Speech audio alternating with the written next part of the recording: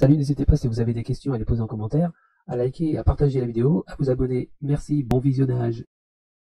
Comment obtenir cette forme organique assez rapidement? Voire même, pourquoi pas, la dupliquer. Ensuite, en la bougeant un petit peu. On obtient ensuite deux formes qu'on peut également mettre un peu plus loin. Pour pas qu'elles partent en même temps, par exemple. Donc on prend un calque de forme, n'importe lequel pour faire la forme qu'on veut. Il faudra enlever le fond. Voilà. En cliquant sur fond, on vire le fond, on fait OK. Ou bien avec la touche LT, aussi un petit raccourci. Sur le contour, on met un dégradé.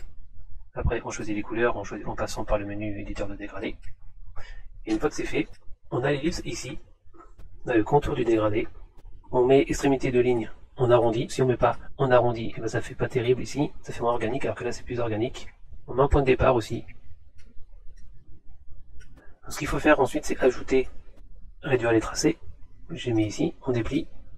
Dans début et fin, on met des images clés. On peut voir tout est à 0 pour l'instant. Sur la valeur de début, c'est à 0. Et on met à 100% au bout de quelques instants.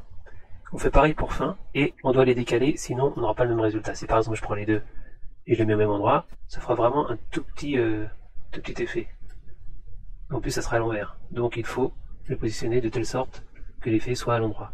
On peut aussi, soit en passant par l'éditeur de graphes, soit en appuyant sur F9, adoucir un petit peu l'animation. Si on veut par exemple faire une animation quelque peu différente avec une rapidité autre, on sélectionne les deux poignées. On peut par exemple faire ceci, on verra ce que ça donne, mais bon. On va dans le biseau pour pouvoir obtenir cette belle courbure, et on joue sur les longueurs de fin et longueurs de début. Après c'est un petit peu en fonction de votre souhait, donc ça joue sur les paramètres, donc inutile d'être trop précis, juste vous montrer où il faut aller chercher. Le but du tuto, c'est aussi que vous soyez un peu autonome et curieux, et pas que vous reproduisez bêtement. Donc une fois que vous avez compris les principes et vous savez où chercher, vous pourriez y arriver sans problème, et comme ça si le tuto n'est pas trop long.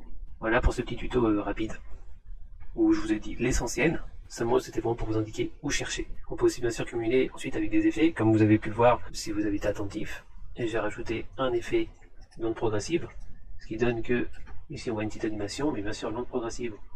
Dans l'effet, on peut jouer un peu sur les différents paramètres pour que ce soit plus bon. Là c'est nul, mais on peut jouer sur cet effet pour un effet un peu plus organique. On peut rajouter aussi d'autres effets. Après, ça à tester, à combiner avec plusieurs effets différents. C'est à vous de voir, de tester encore et encore.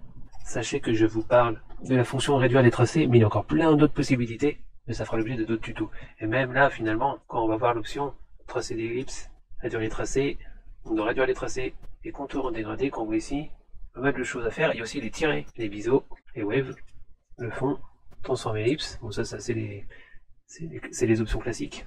Mais par exemple, si on va vite fait aller les tirer, on peut en ajouter plusieurs. Et vous voyez déjà ce que ça peut donner. En animant ici, ça peut faire un effet assez style.